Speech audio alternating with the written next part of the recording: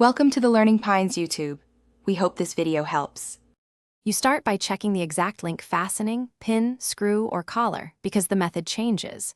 Use a block, pin pusher, small hammer, and micro screwdriver. These protect the case and let you push pins out straight. With the watch face down, align the link hole over the block and tap the pin pusher gently in the arrow direction. Once a pin protrudes, use pliers to pull it free. Keep removed pins and links in a labeled tray so you won't lose matching parts. Now focus on balance. Remove the same number of links from each side so the clasp stays centered. Lay the band flat and count links, mark which to extract. For push pins, push fully out and separate links. For screws, unscrew counterclockwise and save screws in order. If you need to add links, reverse this. Align holes, insert link, then insert pin or screw straight to avoid cross-threading.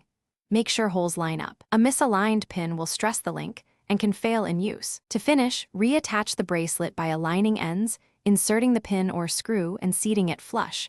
Use a block and light taps or tighten screws securely.